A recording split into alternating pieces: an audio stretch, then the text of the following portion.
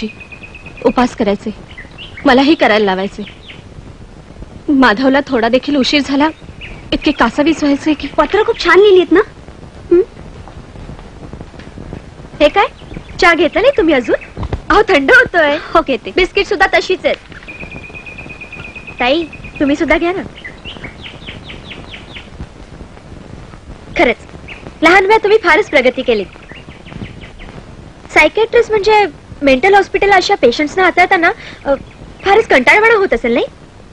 अजिबात नाही, खूप इंटरेस्टिंग जॉब आहे. उलट मला पहिल्यापासून ह्यातच इंटरेस्ट होता. तुम्हाला सांगते, बाकीच्या आजाराने त्रस्त झालेली माणसं असतात ना, तो त्यांचा दोष नसतो, बाहेरून आलेला असतो, एक्सटर्नल प्रॉब्लेम.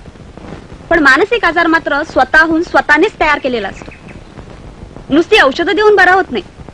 त्यासाठी मनामध्ये बुद्धिमत्ते साचलेला विकार निघून जाणं खूप महत्वाचं असतं. आमचे हेच प्रयत्न चालले आणि फडके काकांना सुधारण्यासाठी आम्ही त्यात बऱ्यापैकी यशस्वी झालो आहोत. डॉक्टर एक विचारू तुम्हाला?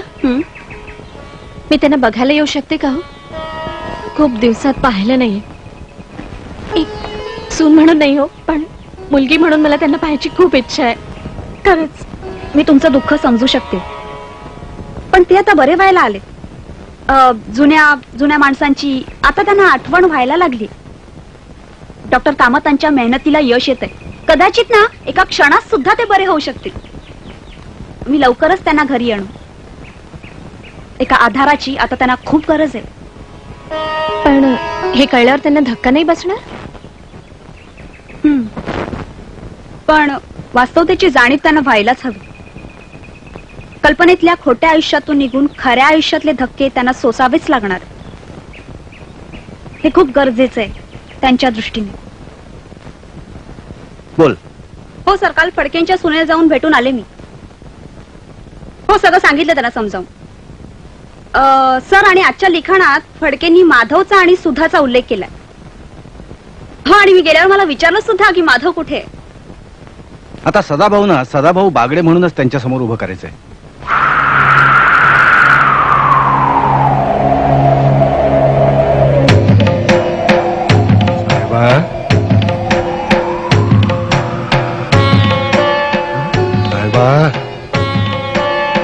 माझ्या साहेबा. भाऊ,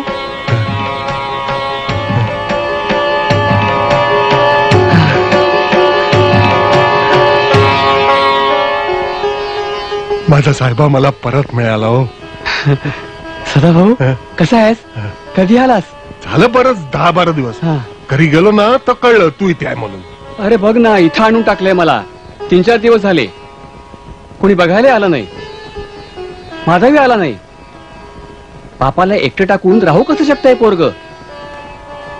तुला माहितीये, हॉस्टेलमधनं इकडे आल्यानंतर एक क्षण सुद्धा डोळ्यासमोरून दूर होऊ दिलं नव्हतं त्याला मी.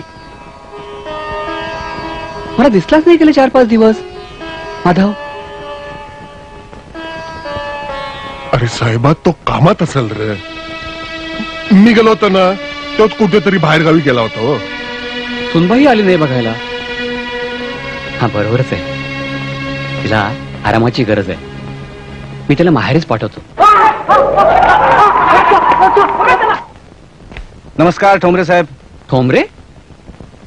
काही म्हणा कामत साहेब, माझा साहेबा मला परत मिळाला हो. मला कळतच नाही तुम्ही काय म्हणता ते. काय कळत नाही तुम्हाला? डॉक्टर साहेब, तुम्ही सांगितलं माझे रिपोर्ट्स क्लिअर आहेत. तुम्ही सांगितलेले औषधं मी अगदी रेग्युलरली घेत होतो, मधले उपासाचे 7-8 दिवस सोडून. इथे का आणले? थोडासा थकवा जाणवत होता. तुमचं ब्लड प्रेशर वाढलं होतं, म्हणून म्हटलं इथंच ऍडमिट करावं आणि ट्रीटमेंट द्यावी. सकाळी ब्लड टेस्ट केली, ECG पण काढून घेतलाय. उगाच माझ्या मुलाला त्रास माझ्यामुळे. Good morning sir. Morning. Good morning काका. काल तुम्ही कुठे होता डॉक्टर? सुमी म्हणा ना, टेस्ट छान वाटतं. तुम्ही हरवली ती. एनिवे, हे बघा मी तुमच्यासाठी काय आणलंय. उघडा ना.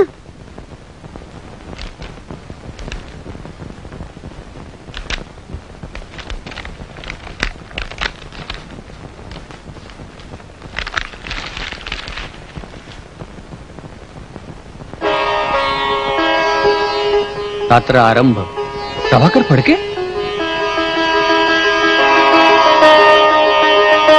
हो, तुम्हीच लिहिलेत हे. मी लिहिले पुस्तक कधी? इथेच हॉस्पिटलमध्ये. सर, फडकेने लिहिलेलं सर्व लिखाण एकत्र केलं आणि माझ्या ओळखीचे एक संपादक आहेत, त्यांच्याकडून व्यवस्थित एडिट करून पुस्तक म्हणून छापलं. अरे वा. हॉस्पिटलच्या 4-5 दिवसात मी हे पुस्तक लिहिलं. काय म्हणजे मस्करी करताय काय? नाही फडके साहेब, अहो हे सत्य आहे, एक अशक्य वाटणारं सत्य. गेला जवळजवळ महिनाभर तुम्ही या हॉस्पिटलमध्ये आहात, पण तुम्ही स्वतःला स्वतःपासून हरवून बसला होतात. गेल्या 3-4 दिवसात तुम्ही स्वतःला सापडलात आणि या पिरियडमध्ये तुम्ही स्वतःच हे लिहून काढले. खरंच मला काय झालंय? मला का आणलं इथं? हे काय सगळं? मला वाचवा. मला वेळेचं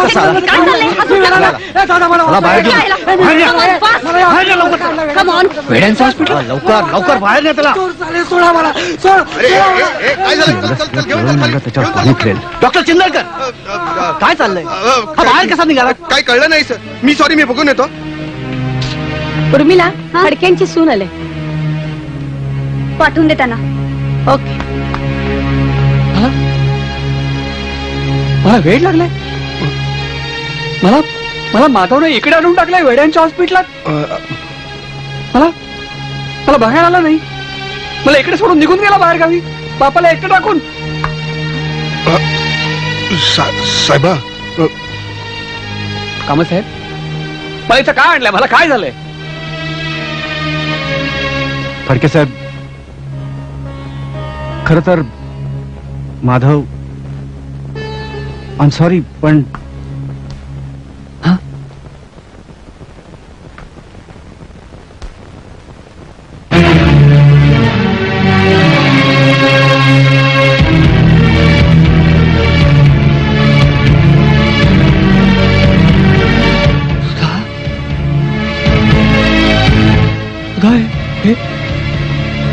हे काय झालं?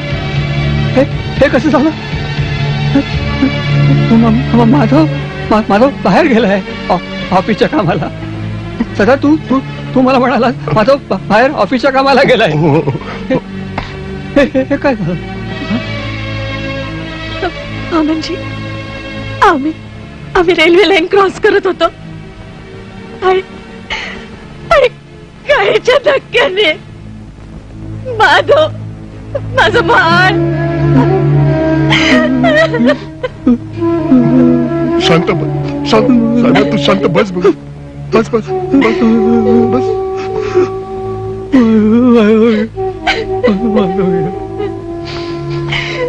सुधा, प्लीज सांभाळ स्वतःला. अमर साहेब, खरं सांगा, काय झालं?